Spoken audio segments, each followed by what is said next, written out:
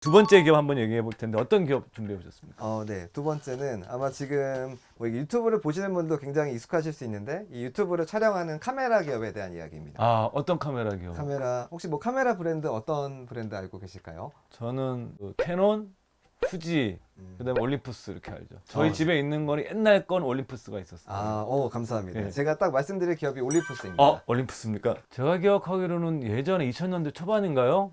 그 전지현 카메라 네. 그래가지고 전지현이 광고해가지고 이게 국내에서도 굉장히 선풍적인 인기가 있었던 그 카메라 맞는 거죠? 네, 맞습니다. 저도 그 광고 기억합니다. 그 올림푸스는 굉장히 좋은 카메라, 디지털 카메라고 유명한 회사잖아요. 네, 맞습니다. 여기는 또 무슨 사고를 쳤나요? 여기는 뭐 사고를 친 부분도 있는데 예. 이제 그 이전에 이제 올림푸스라는 기업이 지금은 카메라 비즈니스를 하지 않습니다. 그런가요? 네. 지금은 올림푸스 카메라가 있긴 한데 그 부분이 이제 뭐 일본의 사모펀드로 완전히 지분이 매각이 돼서 이제 올림푸스라는 브랜드는 살아있지만 실제로 올림푸스라는 회사는 지금은 카메라를 만들지는 않습니다. 그럼 이제 올림푸스에 대해서 우리가 그냥 카메라 만드는 회사 이렇게 어렴풋이 알고 있기 때문에 먼저 네. 그 기업이 어떤 기업인지를 좀 뭐 이렇게 연역이라고 그럴까요? 네, 그걸 쭉 맞습니다. 소개해 주시면 우리 뭐 시청자 여러분들께 좀 이해하기 쉬우실 것 같은데 그 얘기도 좀 들려주시죠. 네.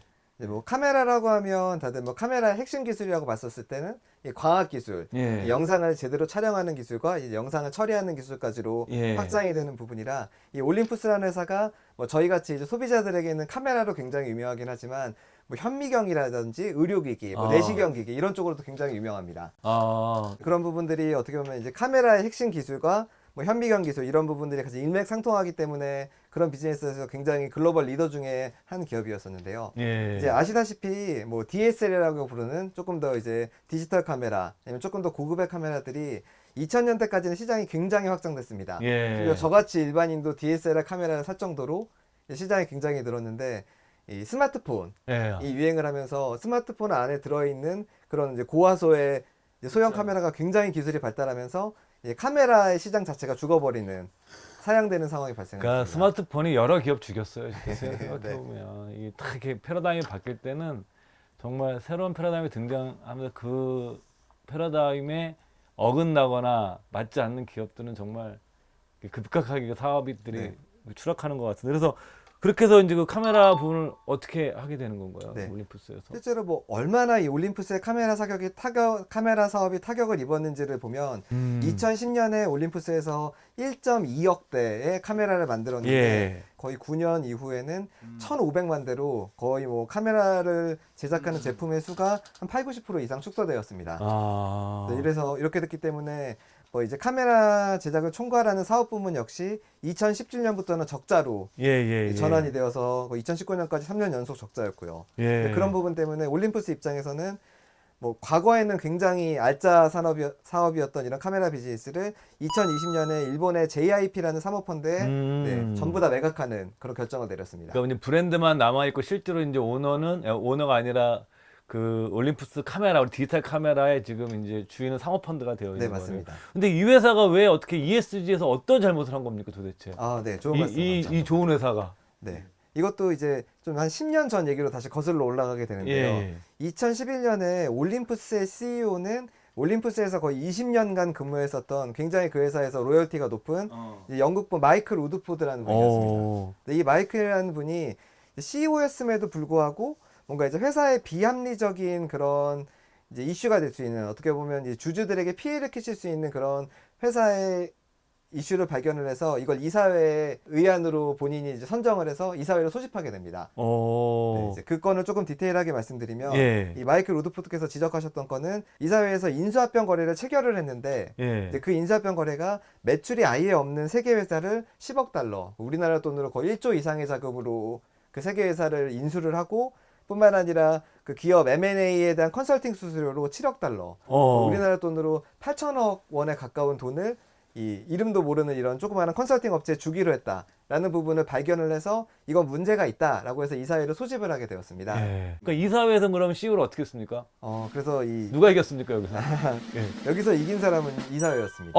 되게 그러니까 어떻게 보면 이런 이슈가 이제 본인이 오기 전 마이크로소프트 오기 전 이전 CEO들 경영자들과 이사회 사이에서 이루어졌었기 때문에 그러니까 암묵적으로 서로 관행으로 맞습니다. 해왔었던 네. 것이 있었던 거네, 그 기업내. 네. 그래서 이제 이런 이슈를 논의하기 위한 이사회에서 이사회가 열리자마자 8분 만에 이 CEO 마이크로소프트가 전격 해고됩니다. 8분 만에요. 네, 그 본인 회사에서 20년 가량 근무했던 그런 로열티가 높은 분을 거의 8분 만에 해고하게 되는 네, 그런 사태가 발생을 하게 됩니다.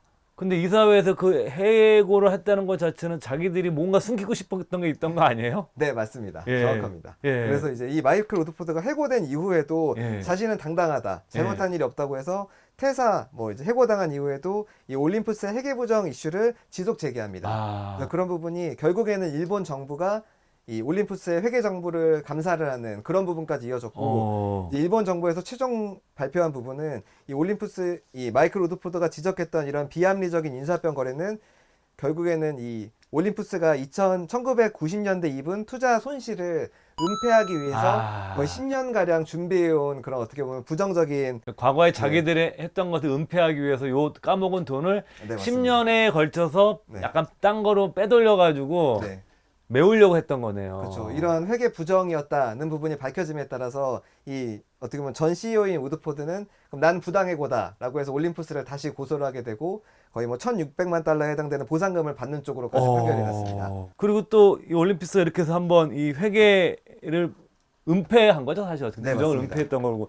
또 다른 문제도 또 있었던 것 같은데 제 기억으로는 네, 또 맞습니다. 다른 문제 또 어떤 것이 있었나요? 리베이트 부분이 여기 또 해당이 됩니다. 이 리베이트가 카메라는 아니었고요. 예. 현재 올림푸스의 주력 산업이 뭐 현미경, 의료기기에 해당되는 부분인데 아무래도 워낙 글로벌로 유명한 그런 기기를 의료기기를 제공을 하다 보니 이제 미국 내 현지법인에서 미국 병원 의사들에게 이 올림푸스 기기를 굉장히 많이 팔았는데 예. 많이 팔면서 이제 뒤로 리베이트를 제공을 해서 뒷돈을 주는 그런 게 발각이 되는 바람에 거의 이제 미국 정부에서 원화 기준으로 한 7천억 원 정도에 해당되는 벌금을 내는 것으로 2016년에 결정이 됐었습니다. 그러면 이제 지배구조에 관련된 것도 뭐 없었나요? 뭐 이사회 구성이라든가 이런 것들. 네, 맞습니다. 예. 이제 뭐 올림푸스가 워낙 글로벌로 우리나라에서도 많이 팔긴 하지만 완전히 일본 기업이라고도 말씀드릴 수 있을 것 같습니다. 예. 결국에는 뭐 경영진이라든지 이 마이클 우드포드가 오기 이전에는 전부 다 이제 일본인들이 경영진이었었고 100%? 네, 그 이후에도 약간 이제 외국인이 뭔가 물을 흐렸다라는 이런 부분이 있었을 수도 있기 때문에 더 일본인들로 좀 더 약간 핵심 경영진 이사진들이 모두 일본 사람으로 구성이 되게끔 하는 부분이 어떻게 보면 조금 더 폐쇄적인 집단으로 들어와서 사실은 요즘 시대에 안 맞는 거죠. 네, 맞습니다. 요즘 시대의 지배구조에서는 이사회의 개방성을 더 강조하는 시대인데 더 폐쇄적으로 간 거네요. 네. 일본 특유의. 네, 맞습니다. 예. 그래서 이제 저도 이제 언론 기사를 조금 찾아봤는데 실제로 내부 고발이 몇 건 더 있기는 했더라고요. 근데 이제 그런 부분들이 뭐 마이클 우드포드에서 제기되었던 이슈와 같이 점차 이렇게 이런 내부 고발을 억누르는 그런 예. 기업 문화가 더 있었다라고 말씀드릴 수 있습니다. 그러면 이제 어떤 그 비즈니스 거래에 있어서 부도덕성, 회계 부정, 이 지배 구조의 폐쇄성 네. 이런 것들을 이제 ESG 가치가 어긋나는 거잖아요. 네, 맞습니다. 이걸 고쳤나요? 이 기업들이? 네, 고쳤습니다. 어떻게 고쳤나요? 네, 이제 2019년 1월에 이제 대대적으로 올림푸스에서 발표를 하게 되는데요. 예. 여기서도 이제 저희 팀에서 투자를 하고 있는 밸류액트라는 주주행동주의 헤지펀드가 또 개입을 하게 됩니다. 그러니까 저희 회사에서 네. 우리 신 팀장님 운영하는 펀드에서 네, 그 행동주의 펀드 가입을 또 투자를 하신 네, 거예요? 이번에는 네, 다른 가입하신 거죠? 네, 맞습니다. 그 파파존스도 가입한 거고 행동주의 펀드에 네, 맞습니다. 운영하시는 펀드. 이 밸류액트라는 펀드도 투자를 굉장히 많이 해서요. 뭐 아시는 기업이라고 하면 KKR라든지 아니면 KKR, 뭐 닌텐도 게임 기기라든지 예. 이런 쪽으로 굉장히 글로벌리 다양하게 투자를 하는 그런 기업이라고 말씀드릴 수 있습니다. 그렇구나. 그래서 예.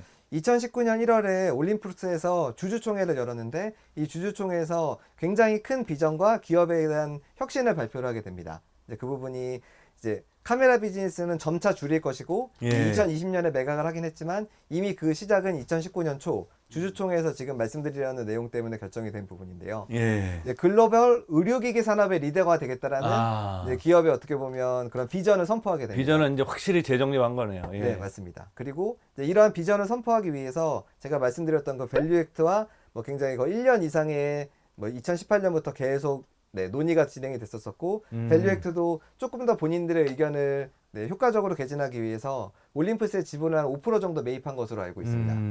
그래서 이제 지분을 매입해서 주주가 됨으로써 조금 더 이제 이사회와 경영진과 이제 합리적으로 조금 더 효율적으로 소통을 할 수 있게 되었고 이제 그 결과 2019년에 이런 식으로 비전을 발표하고 그다음 핵심 경영진들도 모두 교체하는 뭐 CEO, CFO, COO 등등 네, 핵심 경영진들도 신규로 임명하는 그러면 글로벌 의료기기 산업의 리더가 되기 위한 조금 더 경쟁력을 가지고 있는 분들로 핵심 경영진이 교체가 되었습니다. 아, 그렇구나.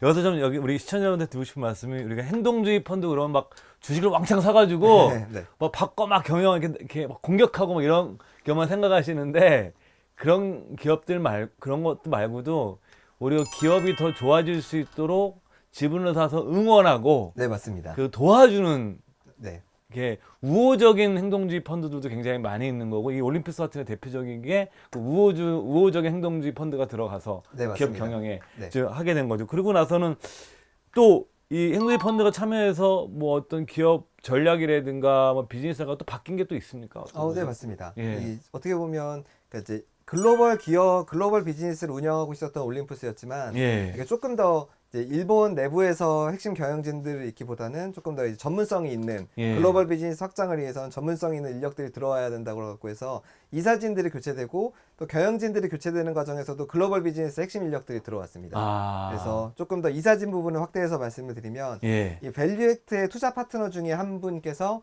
네, 이 올림푸스의 이사로 등재가 됩니다. 그러니까 투명성은 높아지겠네요. 네, 맞습니다. 투자자가 직접 들어가 있으니까. 네. 예. 이게 우리나라 같은 경우에도 외국인이 이사로 등록되는 건 굉장히 드문데 일본은 아시다시피 더 폐쇄적이기 더 때문에 폐쇄적이죠. 거의 뭐 일본의 상장 기업 중에서 외국인에게 이사회 문을 연 거의 뭐 첫 번째의 사례라고도 말씀드릴 수 있을 것 같습니다. 그렇구나. 투자자 입장에서 제일 중요한 건 네. 주가가 올랐느냐. 이게 제일 중요할 것 같은데 실제로 어떻습니까? 주가 굉장히 빠르게 올랐습니다. 어. 이제 이런 2019년 초에 이런 올림푸스 기업의 혁신이 발표가 된 이후에 예. 네, 저희는 보통 뭐 엔화 기준으로 뭐 달러 기준으로 말씀을 드리면 2019년 초에 거의 한 7, 8달러 근방에서 가격이 움직였는데 현재는 한 20달러 가까이 이것도 거의 뭐 1.5배, 2배 이상 가격이 그러네요. 올랐다라고 말씀드릴 수 있습니다. 그러니까 기업의 어떤 지배 구조를 바꾸고 기업이 그 어떤 기존의 잘못된 부도덕한 관행을 없애는 것만으로도 네. 기업 실적도 좋아지고 네. 뭐 주가도 좋아져서 모두가 윈윈할 수 있는 구조가 만들어지는 거네요. 네, 맞습니다. 저는 딱 드는 생각이 파파존스 얘기 들어보고 올림푸스 이런 거 들으면 앞으로 이렇게 사고친 기업에서 네. 그 경영진과 이사회가 바뀌면서 좀 지배권 조금씩 바꾸는 회사에 같이 주식을 사면 참 좋겠다. 네, 맞습니다. 그런 생각을 좀 해보게 됐어요. 실제로 개인 투자자분들도 이런 주식에 접근을 할 수가 있는 게 보통 이제 주주 행동주의 펀드들이 이제 본인들의 의견을 조금 더 효과적으로 하고자 이제 이러한 이유 때문에 기업을 혁신하겠다라든지 지금 말씀드렸던 사례 뭐 파파존스라든지 올림푸스 모두 이제 공표를 하는 그런 이벤트들을 열게 됩니다. 그래서 이제 제가 지금 말씀드린 모든 내용들이 제가 이제 이 두 개 펀드에 대한 투자자로서 가지고 있는 그런 비공식적인 내용이 아니라 모두 기사화되어 있는 내용들입니다. 뭐 했죠, 저는? 네. ESG 개념만 알고 정말 ESG에 맞춰서 가치를 바꿔나가는 기업들이 그런 상당히 많은 그 투자 기회가 있다는 것 자체를 왜 모르고 살았을까요? 아마 앞으로도 뭐 관심을 가지게 되시면 점차 이 ESG 이슈가 점점 중요성이 올라가고 있기 때문에 충분히 개인 투자자분들도 접근하실 수 있는 투자 기회라고 또 생각이 다 됩니다. 공개적으로 이루어지고 우리나라도 뭐 이렇게 지분을 기관들이 인수하면서 공시하게 되어 있잖아요. 네, 맞습니다. 그러니까 공시도 이루어질 거고 여러분들께서 그런 것도 보면 재밌을 것 같고요.